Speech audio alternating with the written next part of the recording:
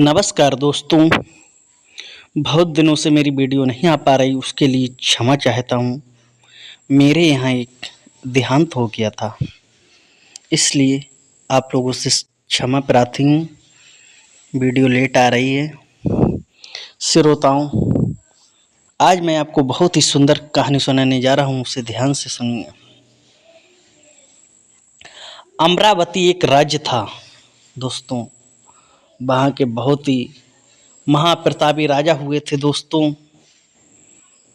उन राजा का एक सुंदर सा बगीचा था। बगीचे में एक पेड़ था, बहुत ही सुंदर था। उस पेड़ पर सोने के आम आया करते थे दोस्तों।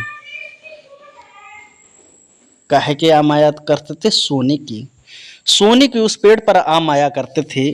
तो राजा ने उस पेड़ की रखवाली के लिए बहुत सारे लोग लगा रखे थे,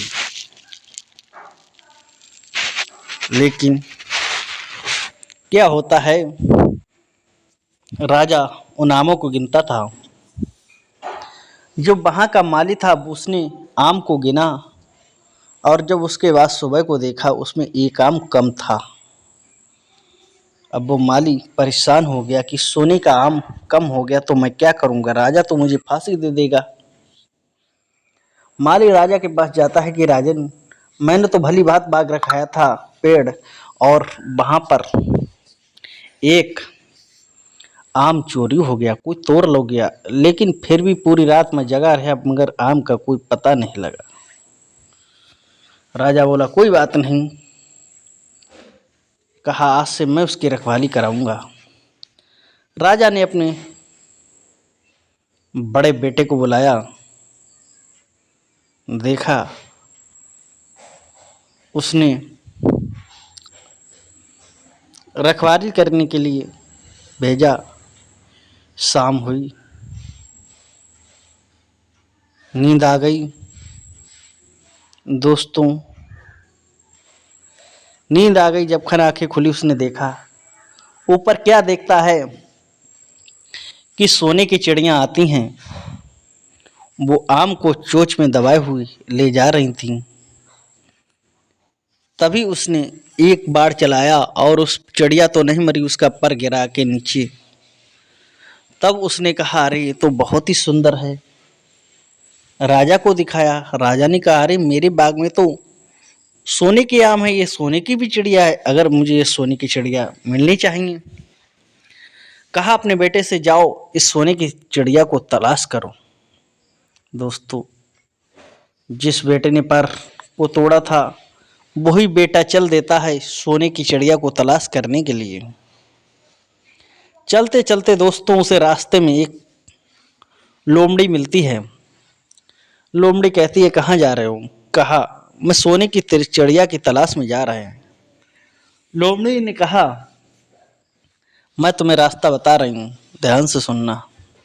दोस्तों, जाके जो सामने दूर एक शहर दिखता है, उसमें दो महल हैं। एक तरफ अच्छा वाला महल है, एक तरफ झोपड़ियों वाला महल है।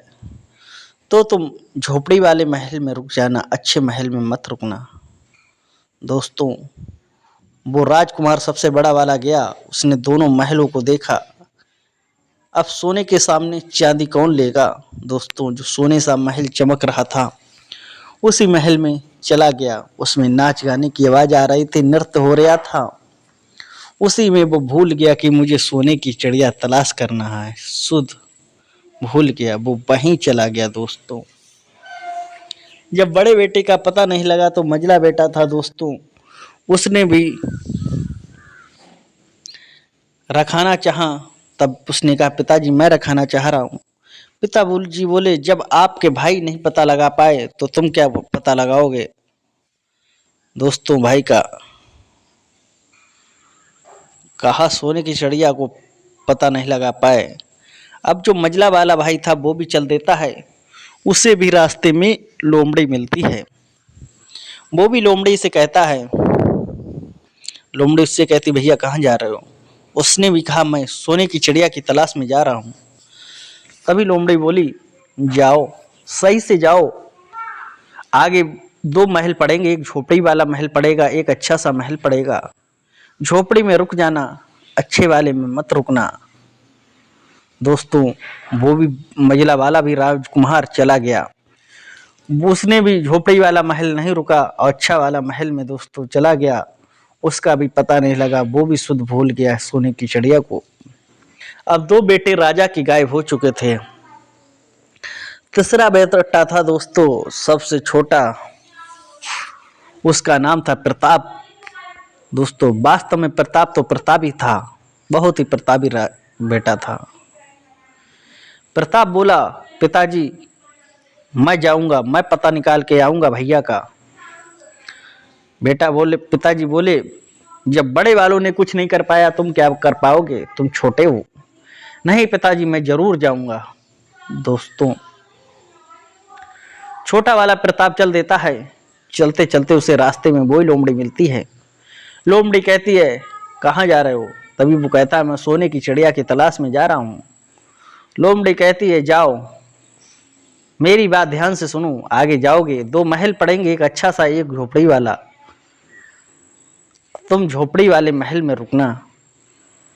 दोस्तों, जब कहा तुम झोपड़ी वाले महल में रुकना, अब वो बेटा चला देता है। दोस्तों,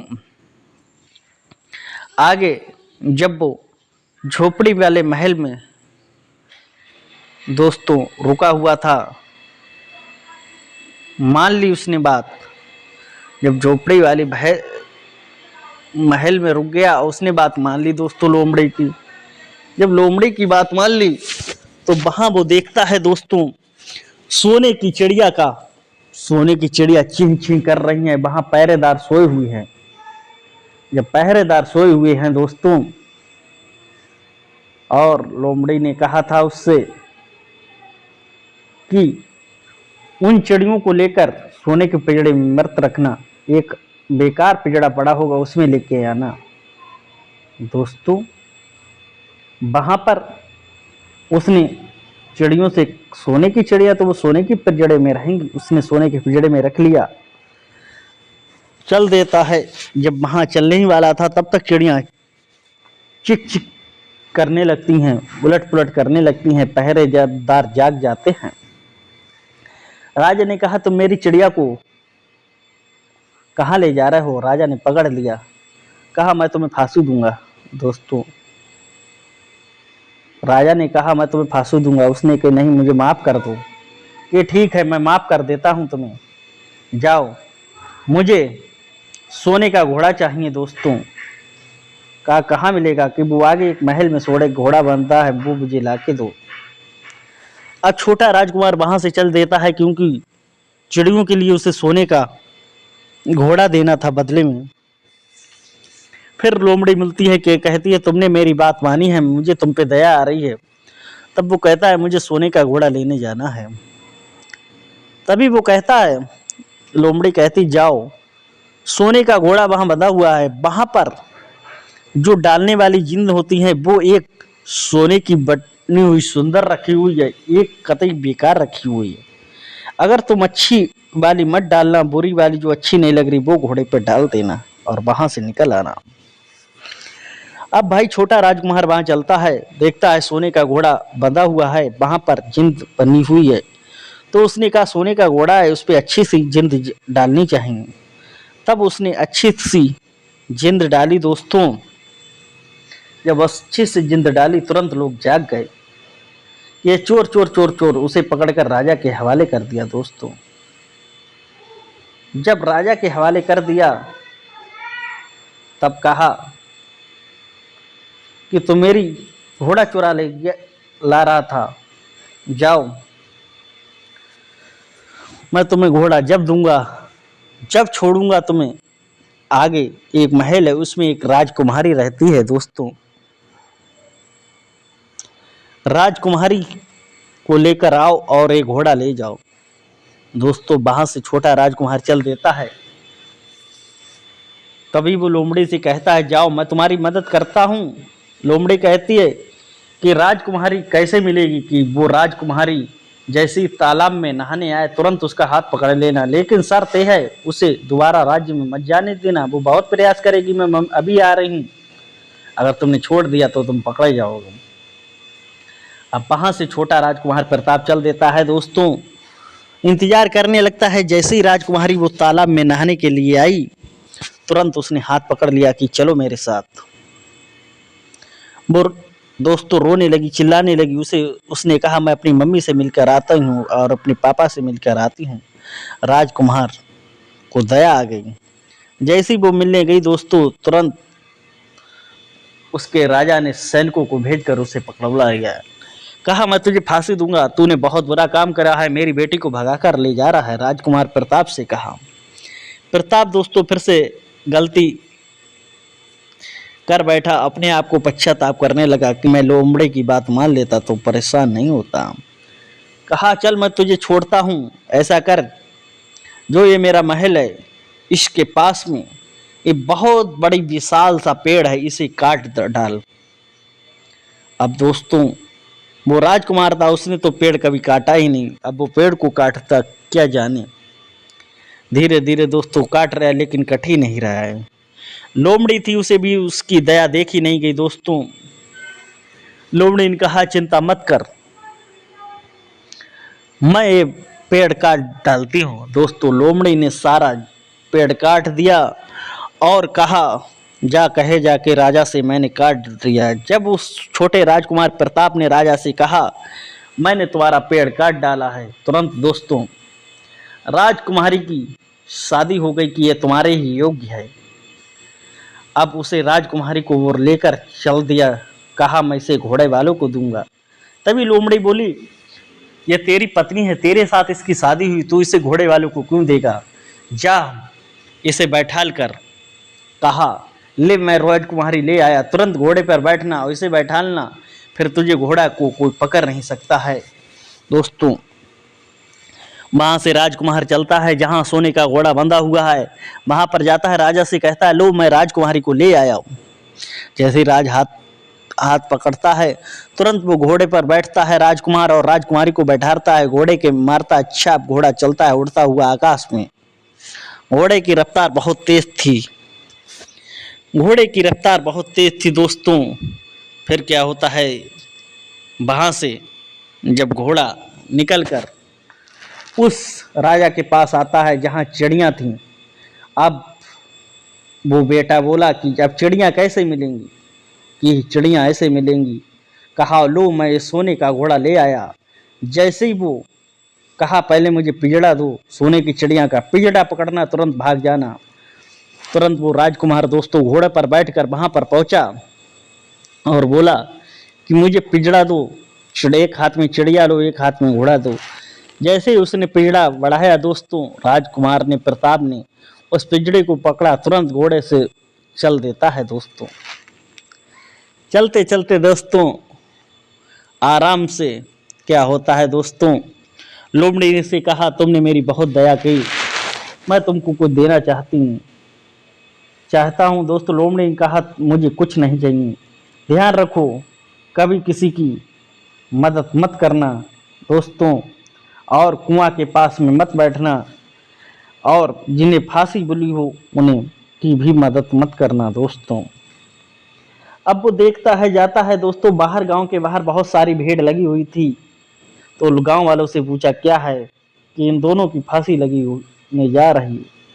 अब उसने देखा कि फांसी लगने जा रही, वो वहां पर देखा, उसने कहा ये तो मेरे दोनों बड़े भाई हैं। उसने दोनों भाइयों को बचा लिया दोस्तों।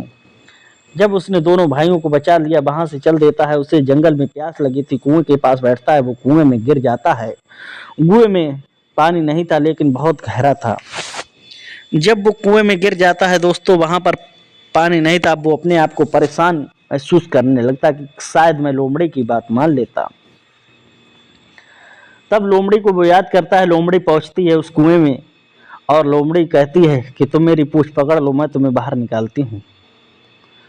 लोमड़ी उसे बाहर निकाल देती है। राजकुमार कह रहा है प्रताप की लोमड़ी तुम मेरी बहुत मदद कर रही हो, क्या बात है?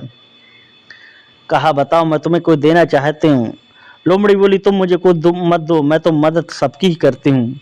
अगर तुम मुझे मदद में कुछ देना चाहते हो तो ये मेरा कान है, इस पे बाढ़ चलाओ और जो मुझे मार दो। उसने कहा, मैं तुम्हें नहीं मार सकता हूँ दोस्तों, कोई बात नहीं। तब उसने कहा, सुनो, मैं एक राजकुमार था, मैं कुछ श्राप के कारण इस लोमड़ी की जिंदगी में जी रहा हूँ। जिस दिन मुझे कोई मारेगा इस कान में, उस दिन मैं राजकुमार बन जाऊंगा।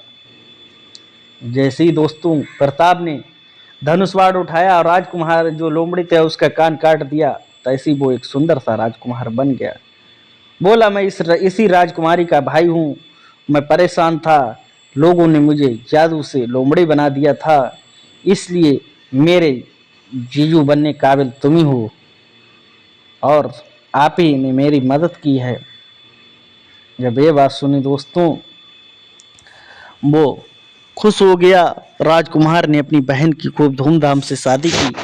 अगर आपको ये मेरी छोटी सी कहानी अच्छी लगी हो तो लाइक शेयर चैनल को सब्सक्राइब जरूर करें। जय हिंद, वंदे मातरम।